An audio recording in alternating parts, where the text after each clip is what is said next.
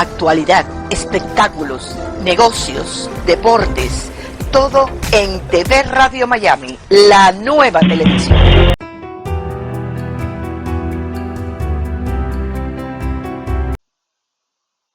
Hola, ¿cómo le va? Qué gusto de saludarlo. Aquí estamos haciendo Portal Miami, por TV Radio Miami, por supuesto. Y, lógicamente, siguiendo toda la actualidad, una actualidad muy caliente. Si empezamos por casa, tengo que decir que en Argentina realmente las cosas están terribles. En estos momentos están allanando la casa, las distintas casas, porque tiene varias, y bastante de valores millonarios, a Cristina Kirchner. Después de tanto bregar, las fuerzas políticas, junto con los rectores de la justicia, han logrado llegar a este punto, un punto que demandó muchos debates en el Congreso, pero hoy, en este momento, se están allanando todas las propiedades que tiene en distintos lugares del país la familia Kirchner. Un verdadero escándalo, una situación realmente gravísima, teniendo en cuenta no solo la situación política, sino la situación económica que vive la República Argentina. Nos vamos a meter en distintos temas durante el día de hoy, pero quiero saludar a nuestro invitado de lujo, Pablo Medina. ¿Cómo estás, Pablo? Bienvenido. Saludos. Un placer recibirte. Igualmente, gracias. Tú también tienes para contar muchas cosas que pasan en Venezuela, ¿verdad? Y en general en América también, Y en América en el también. contexto americano. Si tuvieras que hacer una mirada global, ¿qué nos pasa a los latinos? Sobre todo en esta parte de Latinoamérica, ¿no? ¿Qué le pasa? Estamos sojuzgados por una clase política que abusa de cada uno de los ciudadanos. Una clase política, claro, continental, estamos hablando de casi todo lo que está ocurriendo ahorita, formó parte de lo que se llamó el Foro de Sao Paulo, que viene casi todo. El embrión. Controlado. El embrión comunista. Yo conocí a Lula, yo estuve en la primera y segunda reunión, invitado por Lula, pero cuando Lula invitó a Chávez, lo incorporó, ahí me retiré yo del Foro de Sao Paulo. Pero no me extraña, no me extraña. Algunos no fueron directamente del foro, como por ejemplo Santos, que llegó por otra vía. Pero fue una engaña pichanga, porque terminó siendo afín. Pero este foro de Sao Paulo también, digamos, fue de alguna forma como respuesta a muchos gobiernos que también fracasaron, de gran corrupción, que generaron mucha pobreza, mucha deuda. Que fue el común denominador, la corrupción, ¿no? Y tú te pones a ver, revisar la historia, hubo gobiernos militares que construyeron, pero no era democrático, y tú tienes que construir en el terreno democrático. Ese es el gran enigma, la gran respuesta, el gran reto. Construir repúblicas democráticas pero desarrolladas con valores, con virtudes, con trabajo, con una fase espiritual. Ese es el gran reto. El reto que ha de alguna manera abierto una caja de Pandora, que parece que todos los dirigentes, todos entre comillas, por supuesto, tienen como una especie de avidez de corruptela. Sí. Incluso aquellos que ni siquiera tenían idea, que en su camino a introducirse en la política tenían principios, tenían ideales, pero de repente en algún momento se quiebran y mayoritariamente pareciera ser que entran en el mundo de la corrupción. ¿Tú cómo vives ese tema? Mira, realmente los ejemplos como tipo Pepe Mujica son excepciones. Son excepciones. Y excepcional como persona también. Y ojalá eso es lo que debe hacer un dirigente político. Llegar y salir en su carro. Porque es que la labor de ser ministro, ser gobierno, ser lo que sea en la actividad pública, no es para enriquecerse. Además es un honor, una representación realmente importantísima para una persona que busca, hacer lo que le gusta, ¿no? Por eso es que cuando tú me preguntas en los valores, ¿qué es lo que tú más propones? Lo primero que propones, mira, la parte espiritual, la espiritualidad de un dirigente, el tener conexión, digamos, con la moral. Tiene que ser un gobierno estrictamente moral, porque tiene que dar ejemplo. Y sobre todo ahora en estos países que tienes que amarrarte el cinturón desde llegar y dar ejemplo de honestidad, de trabajo, de confianza, de respeto, de para que pueda realmente los pueblos seguir ese ejemplo. La familia, el trabajo, son los valores que tenemos que promover, la defensa de la ecología, la creación, orar. Es muy importante orar a Dios, orar a tu religión. Pero yo creo que eso es fundamental, porque tú tienes que crear un ambiente de espiritualidad para poder levantar los países. Además, Pablo, lo que se ve en estos corruptos, que no se quedan en un punto, digamos, de tipo necesario. Por ejemplo, tengo una necesidad, necesito hacer política con dinero, no lo tengo. Bueno, una fallita se le puede, ¿cómo aceptar dentro de ese contexto? Pero vemos que se convierten en multimillonarios y no paran de robar. Y de la noche a la mañana. Sí. De la noche a la mañana. O sea que no tiene límite. Por eso es que es muy importante que haya, ahora se puede enfrentar la corrupción masivamente, reducirla a la mínima expresión, porque está internet. Yo por ejemplo, yo soy el presidente yo quisiera ser el presidente de Venezuela en la transición. Yo le pido a Dios que me dé esa oportunidad, porque con internet tú puedes dictar un decreto de que los gastos de cada ministerio, de cada institución, tienen que ser publicados por internet, en la entrada y salida. No solamente controlarlo por las contralorías, sino por las universidades, por la sociedad civil, controlar los gastos del presidente, controlar los gastos de los ministros. Eso se puede hacer hoy. Y una vigilancia permanente de la sociedad. Hoy lo podemos hacer. Ahora, Pablo, este descarrío de los dirigentes políticos no lleva muchos años. Digamos, de los últimos 30, 40 años para aquí, se ha agudizado de una manera exagerada, ¿no? No les alcanza con robar lo necesario para vivir bien, sino que tienen que robar mayúsculamente. Porque hay más dinero que antes, pero además hay algo más grave. Está el narcotráfico metido en prácticamente todos los gobiernos. El narcotráfico. Todos los gobiernos están metidos. Evo Morales, mira, el otro día ocurrió un avión hace como un año que venía de Bolivia y se estrelló en Medellín. Sí. Entonces, bueno, yo comienzo así, estoy muy ocupado, empiezo a investigar la línea Lamia, empiezo a investigar y encuentro que esa línea fue originada en Venezuela. El acta de creación de la empresa, Venezuela, con unos generales, por orden de Chávez. Chávez vivo. Y le llamaron Lamia. Y bueno, Lamia. Empezó a investigar. Así, muy rápidamente. Evo Morales Amia. Le pusieron la L, Lamia. Y después entonces encuentro que él está inaugurando precisamente un avión, la línea Lamia. Entonces, en esa línea murieron deportistas, futbolistas de Brasil.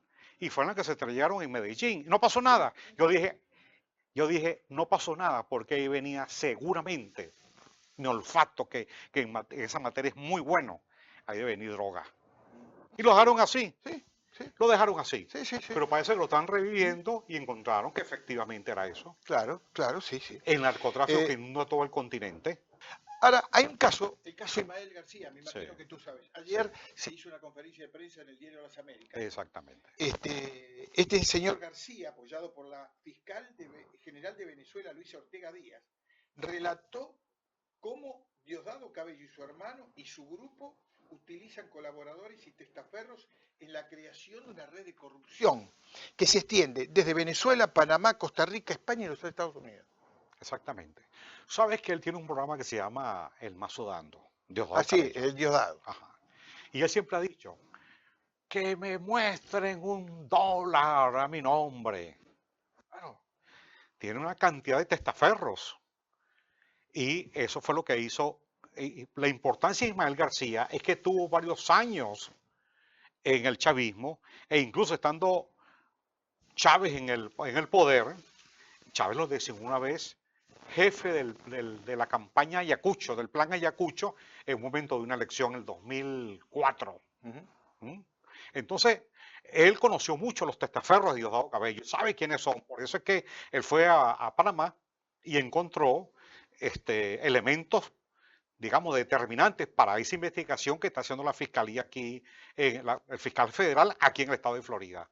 Y presentó pruebas y entregó documentos de Panamá, de Venezuela y de tal manera que que Diosdado Cabello ya por esa vía ya hay demostraciones de que él es, como hemos dicho, el jefe del cartel de los soles, porque Exacto. Maduro es el capo del cartel de Miraflores, del Sí, Palacio de Miraflores, sí. pero Diosdado Cabello De es el los cartel de los soles. soles, heredó de los militares.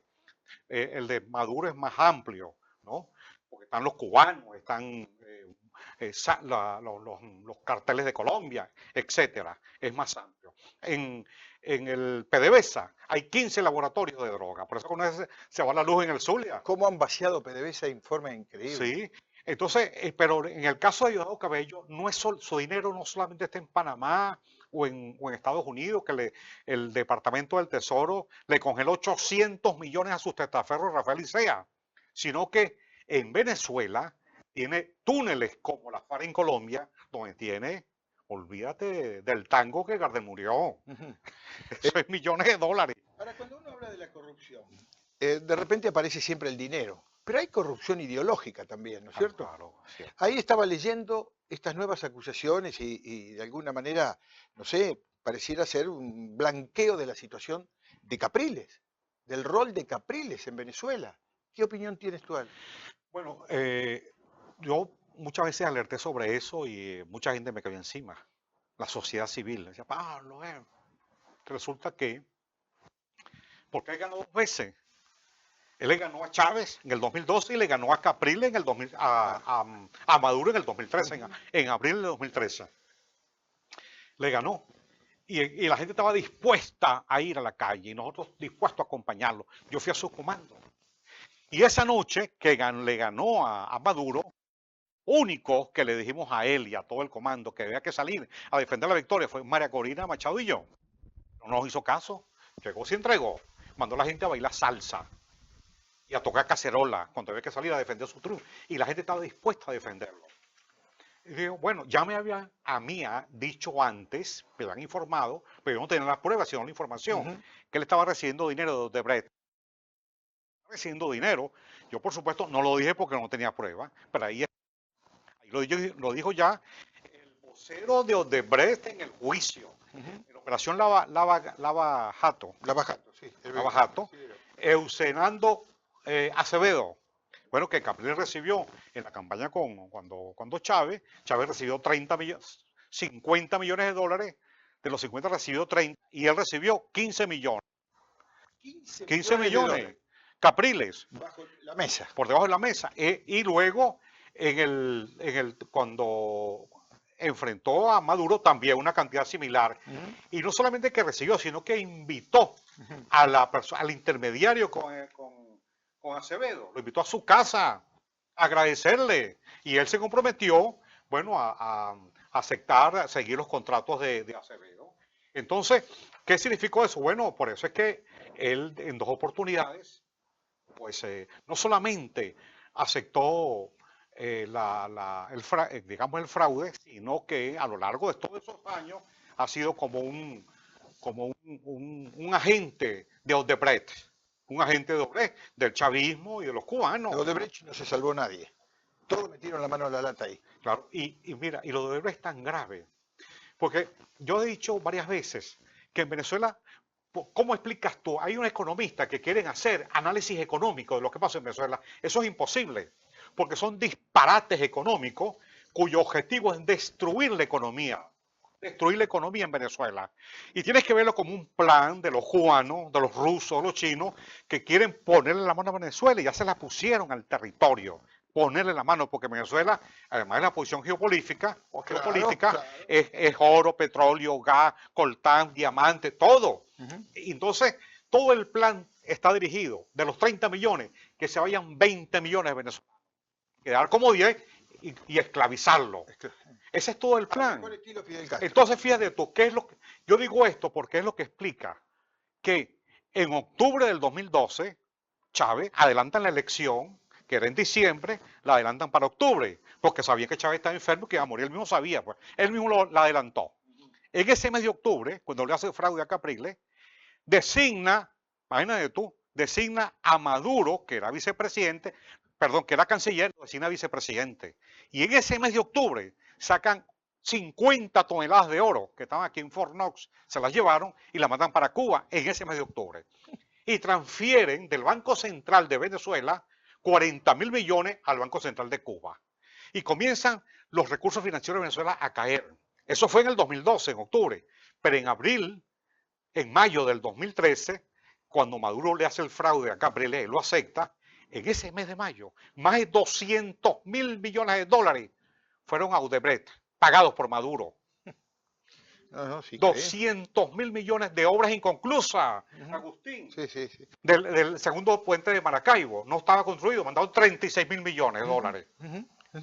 Ayer me enteraba de esta detención acá en Miami, también de este hombre que realmente empecé a sumar propiedades y yo creo que tiene casi todo Miami. La mitad de Miami. Por lo menos toda la parte del este aquí, de la playa, Sunny Isles, allí tiene de los mejores edificios que cuestan cientos y millones de dólares, cientos de miles y millones de dólares algunos.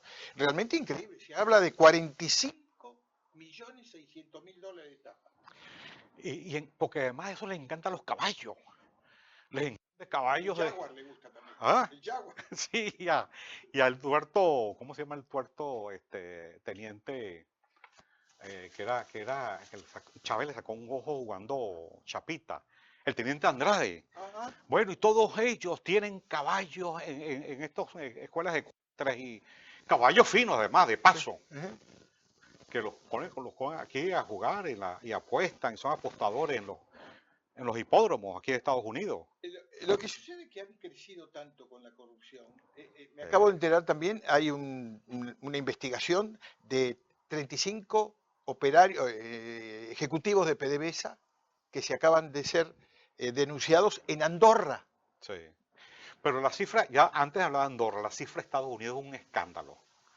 Mira, en el gobierno básicamente de Obama esos 8 años, y yo le escribí una carta a Obama, y él me respondió, pero no me respondió las cosas que yo le dije.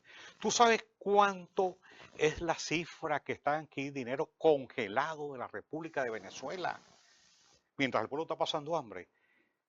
Es para caerse para atrás como condor.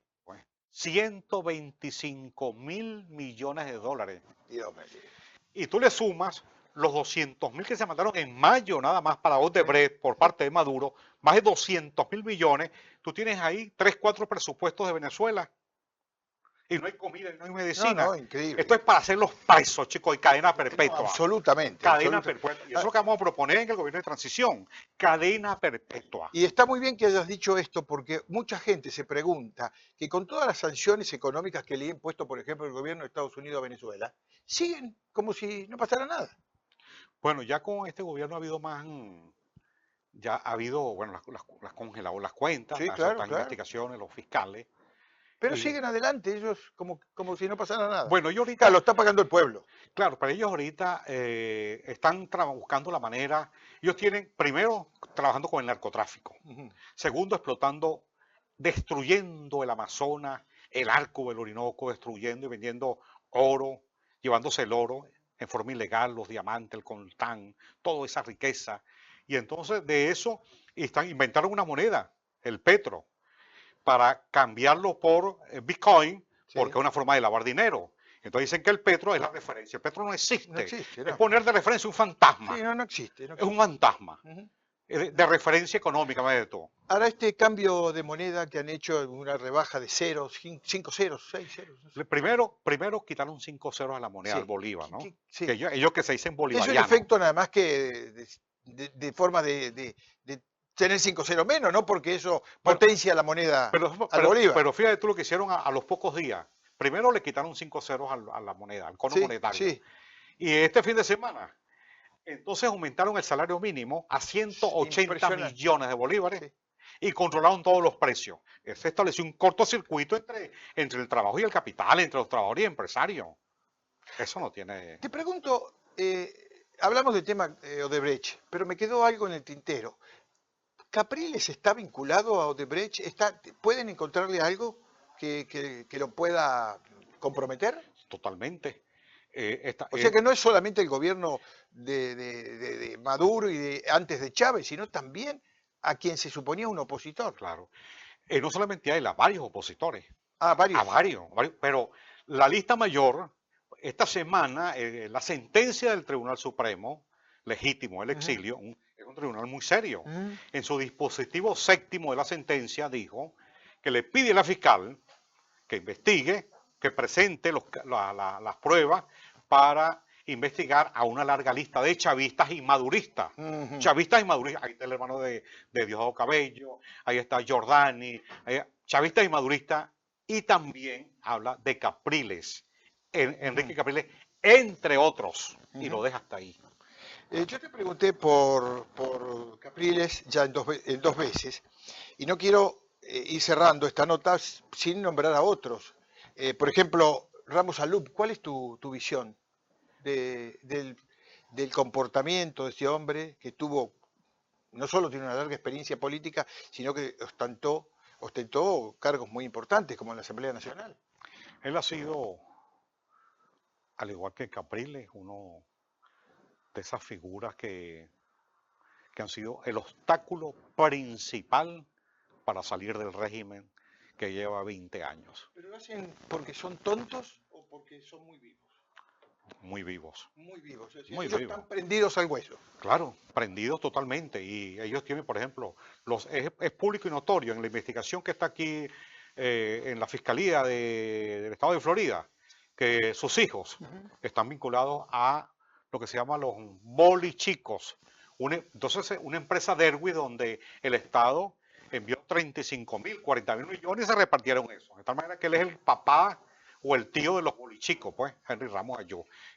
Por eso es lo que explica que llegando a la Asamblea Nacional, con 2/3 partes de los diputados, y la gente esperando el cambio, en vez de pedirle, si yo hubiera sido el presidente de la Asamblea Nacional, inmediatamente cuando va Nicolás Maduro a dar el primer discurso, yo le pido primero su partida de nacimiento. Bien. Como no la tiene, porque él no es venezolano, inmediatamente queda destituido, de hecho, de facto y de derecho, destituido, y nace ahí inmediatamente el gobierno de transición. ¿Qué tenés en mente para seguir adelante? Mira, trabajar organizar una verdadera unidad, porque lo que ha habido hasta ahora es la unidad en función de aceptar fraudes electorales y unidad para falsas negociaciones. Queremos una unidad para ir a la huelga general. Y en este momento, mañana le enviamos una carta firmada por un grupo de venezolanos al presidente Duque, pidiéndole que le permita que su canciller abra un debate en la Organización de Estados Americanos, para que la Organización de Estados Americanos los gobiernos apoyen la sentencia del Tribunal Supremo de Justicia en Venezuela, y eso va a facilitar el apoyo internacional para abrir los corredores humanitarios. Y al mismo tiempo, preparando la huelga general, porque con la huelga general, con verdadera gente dispuesta a jugarnos el pellejo, y para ese momento, la diáspora se va a mover hacia Venezuela, la diáspora, el momento de la huelga, por la vía de la frontera estamos organizando eso, para abrir el canal humanitario y regresar miles de venezolanos a dar la pelea por Venezuela. ¿Otra vez más muertos? Bueno, es que no queda otra. Con apoyo internacional con el apoyo internacional va a ser una pelea breve. Pero los muertos no vuelven. Bueno, liberar el continente nos costó mucho. Nuestro ejército libertador perdió la mitad de la población en Venezuela. Fue el país que más sufrió. Pero bueno, aquí se han ido de Venezuela como 4 o 5 millones más o menos, no se sabe, pero no cifra. Pablo, tenemos un minuto final. Tus proyectos, tus próximos pasos, ¿qué tenés en la cabeza? Bueno, después de la huelga general, yo estoy convencido que vamos a sacar el régimen y estamos preparados para la transición. Tenemos un equipo de gente en Venezuela y con sus medidas para iniciar la transición en Venezuela y a breve plazo que la gente deje de comer la basura, los enfermos reciban medicina. ¿Te ves aquí luchando o te ves en Venezuela luchando? Venezuela. Poniendo el pecho en Venezuela. Poniendo el pecho en Venezuela. Pablo, gracias. Muy amable. Muy amable por venir. Gracias. La pausa y volvemos.